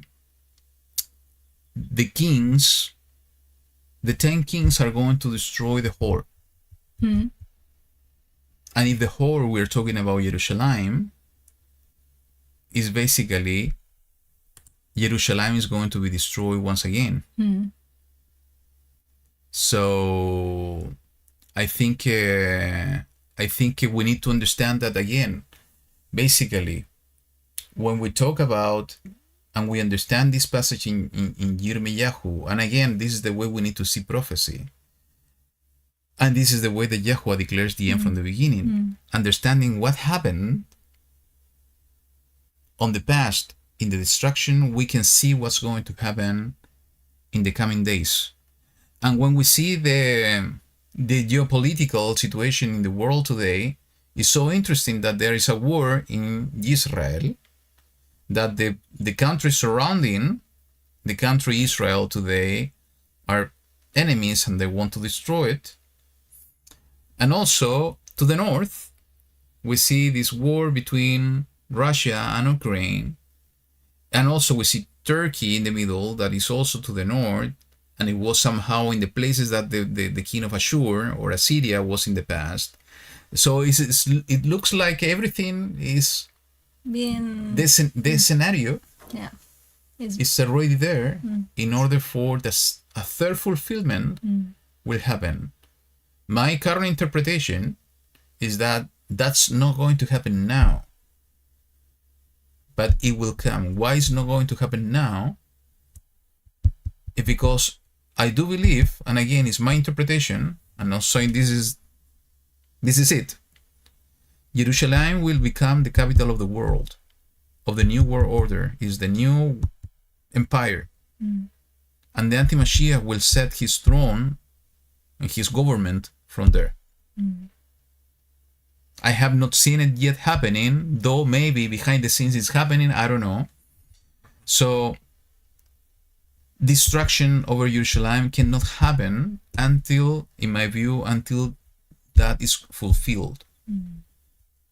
It's going to happen at the end, when Jerusalem is going to be deceived, when it's going to be removed. But first it needs to become the capital of the world, from my point of view, understanding different other prophecies. But coming back to the point, destruction will come when we see over Jerusalem, when we see all the description that you are reading in chapter 4, there's no doubt that this is speaking again similarly to what is written in the chapter 3 about the end times. And I'm seeing also from the individual point of view, from we being that place, when he said, I see that my tents were ravaged and that my curtains were taken. So it's like his protection over us. It could disappear at what moment if we're not going, and if we are not being under his protection, and if we are not willing to be filled with him. Because he said, even I look at the earth, if we are comparing to the earth, for him it was formless and empty. There's some people, when they're filling themselves with things that are not they're worthless things, and they're going to feel all the time empty, and they're going to try to put maybe a new thing, a new thought, a new way of living, but they're going to be empty because they don't have YaHuWaH in their lives. They are not giving him the space. So for me, it's also like we are empty if we are in that condition, and we are not going to have life. So it could be also that, speaking at the individual point of view. So that's why, what we said before, highlighting here, is that he is going to help his people, the ones that are with a repentant heart, the ones that are returning to him, with shepherds, people that will bring knowledge and understanding in order not to become foolish, in order to know him. But it's our decision to know him, to have the understanding, to be wise in doing good and not in doing evil. It could be this closeness to technology, maybe. It could be all this love for or it's a kind of addiction that we can open a door to that place, that living, I don't know, connected to something that is not from him, that is coming from man, that is coming from the evil side, that is taking our time, that is taking our love, is taking everything, and is leaving us empty. So I think, I don't know why, I feel that kind of calling, that he doesn't want us to be connected to something else, that he needs to be our source of everything. We are losing it says, my people are foolish, because all this kind of technology, they are giving you maybe solution, how to arrive to that place, how to do this and that and that and that. You have everything there, that you are not thinking anymore. You are not using your memory. You are not using the knowledge that he gave you. You are not using the orientation that he gave you. A lot of people, for instance, I was not born with orientation, with good kind of reference, things like that. But your purpose is not that. Yeah, I know. But what is going to happen if I completely depend on that kind of stuff? Even the little thing that he gave me is going to be taken away from me. And I think that is happening with every tool, application, and that kind of stuff that is coming from that. He's going not even give us that, because it's not for us. He didn't intend us to be dependent on something that is going to disappear. He needs to be the source of everything. I agree. So I'm highlighting this, and actually I'm going to ask you to read until the 31, because from 23 to 31 is confirming without doubt, in my view, that everything that he's speaking is about the end times. So maybe you can read and we can make comments later. Okay, from that one? Yes. Okay. I looked at the earth and saw it was formless and empty, and the heavens, they had no light. I looked at the mountains and they shook, and so they shook, and all the hills were swaying. I looked and saw there was no man, and all the birds of the heavens had fled. I looked and so the garden land was a wilderness, and all its cities were broken down at the presence of YaHuWaH by his burning displeasure. For thus said YaHuWaH, all the earth shall be a ruin, but I shall not make a complete end. On account of this, let the earth mourn and the heavens above be dark, because I have spoken, because I have purpose and shall not relent, nor do I turn back from it. All the city is fleeing from the noise of the horsemen and bowmen. They shall go into bushes and climb up on the rocks. All the city is forsaken, and no one is dwelling in it. And when you are ravaged, what would you do? Though you put on crimson, though you adorn yourself with ornaments of gold, though you enlarge your eyes with pain, you beautify yourself in vain. Your lovers despise you. They seek your life. For I have heard a voice as of a woman in labor, the distress as of her who brings forth her first child, the voice of the daughter of Zion. She bewails herself, she spreads out her hands, saying, Woe to me, for my being faints because of killers. So again, focus in Jerusalem, but what he's saying is a worldwide scenario. It's speaking about, I looked at the earth. It's not speaking about the land that we can understand is the land of Israel. It's about the earth. And I saw it was formless and empty, and the heavens, they had no light. This is direct reference to what Yahushua said about the end times. The sun will not shine. Is direct reference to what we were reading in the book of Isaiah, chapter 24, I think. What is written here, I look at the mountains and I saw they shook, and all hills were swaying. What is this? It's a big earthquake. Yeah. This is what we were reading in those prophecies as well. And Yahushua was speaking about the same, and also we see in the book of Revelation on the same aspect. I looked and saw the garden land was a wilderness, and all its cities were broken down at the presence of YaHuWaH by his burning displeasure. So, and all the earth shall be a ruin, but I shall not make a complete end. You know what it looks like? Like What you told me while we were having breakfast. an atomic bomb. An atomic bomb. It's massive destruction. Massive destruction. All the earth shall be a ruin, but it shall not make a complete end. And we are so close, though, we should not believe everything we hear about this current conflict. But we can be so close to that to happen. And then maybe we can have these thoughts that, but this is not from YaHuWaH, he's coming with something else. He's the owner of everything. But who gave the understanding to those people that created this type of bomb? He's the one giving understanding, allowing things to happen. He's in control of everything. different kind of instruments. Yes. One for good and one for evil. Absolutely. So it looks like something like that. And if it's not going to be a physical bomb that a man has created, he's coming with the weapons that at that caliber that is going to create and is going to create exactly the same result. You know what? I think that the intention is that we can see that having evil from the moment of the garden, that having taken the tree from the fruit from the tree of good and evil, he's showing us that this happens when you have evil in your hands.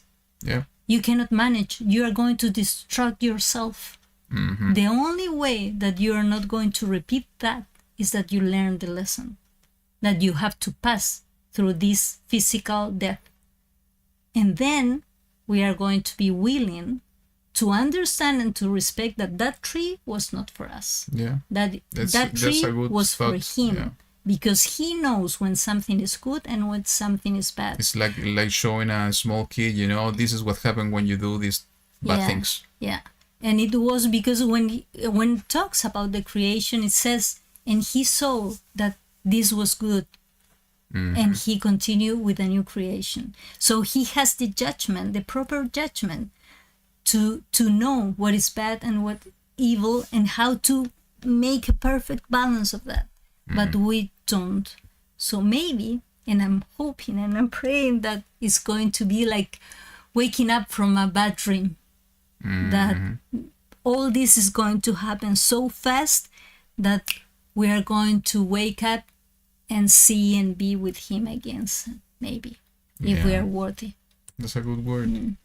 So, continue with the rest. On account of this and everything we have been reading, and with the parallel we have made with the end times, let the earth mourn.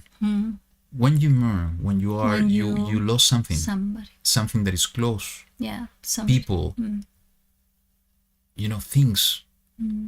The earth mourning, because destruction, ruin is coming, exactly as it is written, and the heavens above be dark, not light. Big earthquake that is going to destroy the entire world. This is what we were studying in the book of YaHuWaH, Isaiah. Because I have purposed and shall not relent, nor do I turn back from it. He has to do it. He needs to renew everything. And all the cities is fleeing from the noise of the horsemen and bowmen. This is a direct connection with Revelation. The horsemen of Revelation. The first one is coming with a bow in the white horse. They shall go into bushes and climb up on the rocks. All the cities forsaken. Yeah, again, fulfillment, we can see it in Jerusalem when it was destroyed. But this is, again, is expanding to the entire world. The entire earth is persecution, is people trying to save their lives. And when you are ravaged, what would you do? Yeah. Again, this is a direct message to Jerusalem and those, the wrong Jerusalem, Mystery Babylon, and those following Mystery Babylon. And let me put again and we can come back. Mystery Babylon.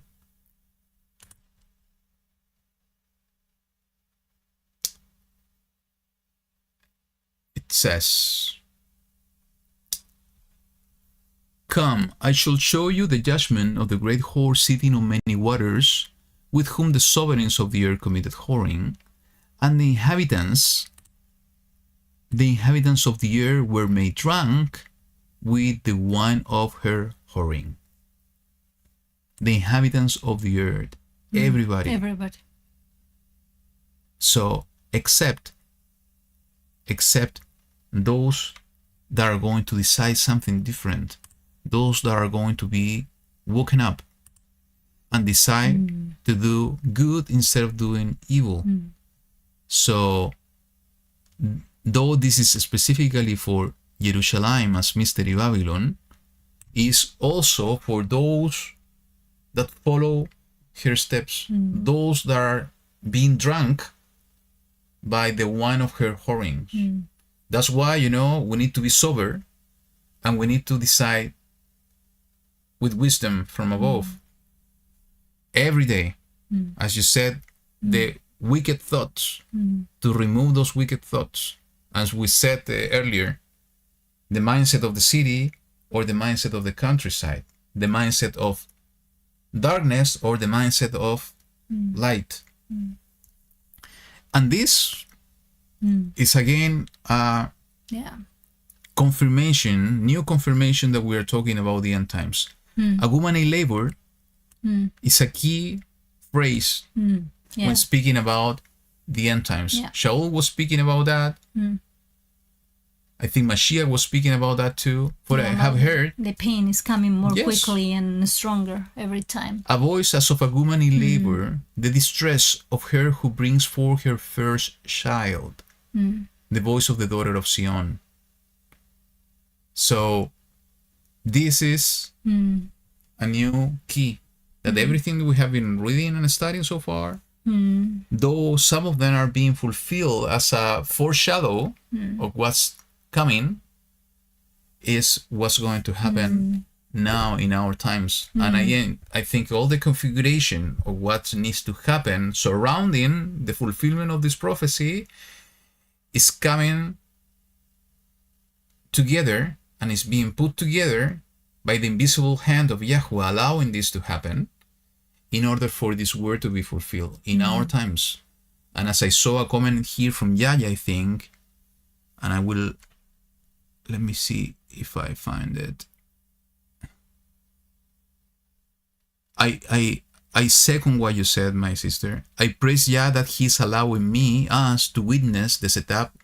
What an honor to live in these times of history. Instead of being full of fear, if we are deciding wisely, that should be our mindset. Thank you, YaHuWaH, for giving me life in these times in order to be a witness with my own eyes of how your word is being fulfilled. And help us to endure until the end. Help me to endure until the end, having a right heart, a right thoughts.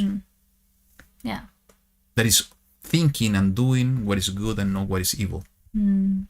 Absolutely. And you know what? At the end, when it says, "Woe to me for my being faints because of killers," and in the previous verse it says, "Your lover despise you; they seek your life." So at the end, the killers are going to become or are what we have loved in the past. What we have loved in the past is the things that can kill us.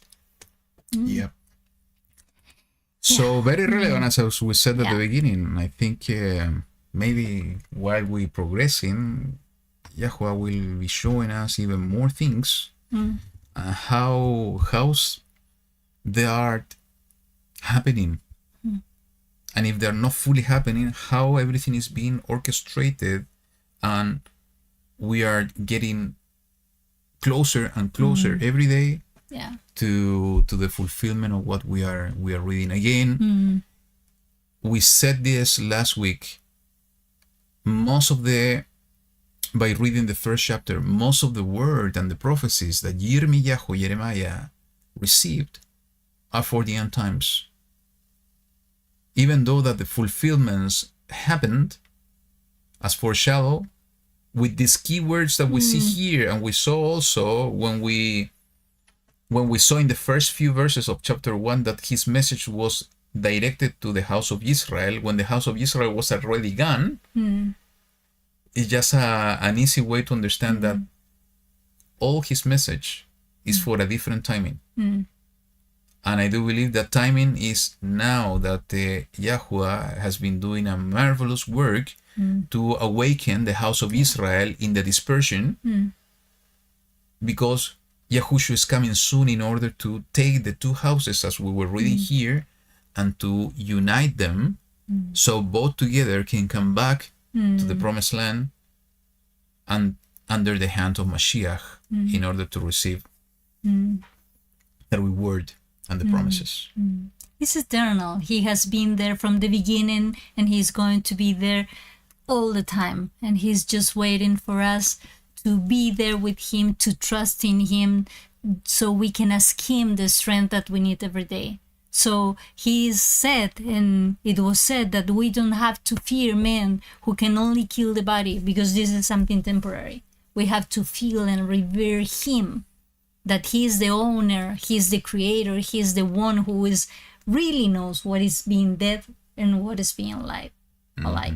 So with him, we can go through the difficult parts of this story, and we can, like all, being prepared for the joy that we are going to have when we are going to be with him again. Like you said, like it was in Eden, like it was when he was dwelling among men. Agree. And what I made a question earlier, it says, is this judgment compared to the judgment in Genesis creation story? And I think yes. I think the answer is yes, because as I said, the prophecy is being fulfilled in different layers, and when we see the entire story in the scriptures, we see a cyclical thing happening. So in the case of in case of creation in Eden, this is exactly what happened with Adam and Hawa. They were disobedient. They replaced YaHuWaH by something else, their own desires, not even by the Nahash. They listened to the Nahash, but it was their own thoughts, their own desires that were against the thoughts and desires of YaHuWaH. So it's a kind of whoring. It's kind of adultery. Because they were sent away. And at one point they wanted to be like Elohim. That's why the Nahash used that speech. You are not going to die, but you are going to be like Elohim. Why we wanted to be like him? Why we were not happy with the condition that we were his creation? At one moment they wanted to be equal like him, and it was the same like when the story of the Babel story, that they wanted to go and fight with him. They wanted to be at the same level.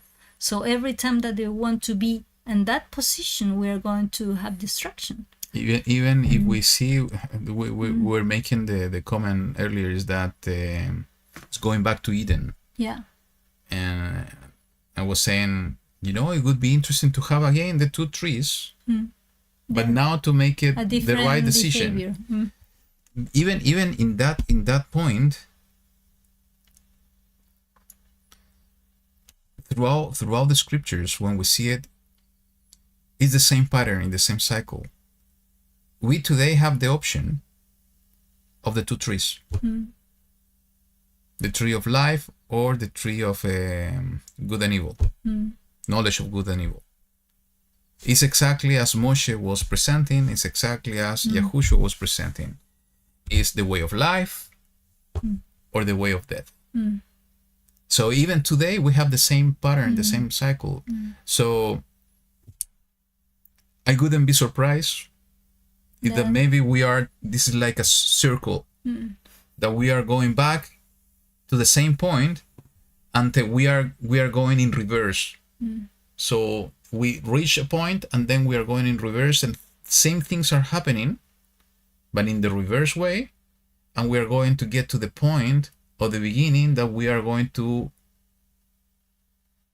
have the opportunity to make the same decision again, but this time to make it right, and to close the loop, to close the circle, and to start all over again. Learning from our previous mistakes. Yeah.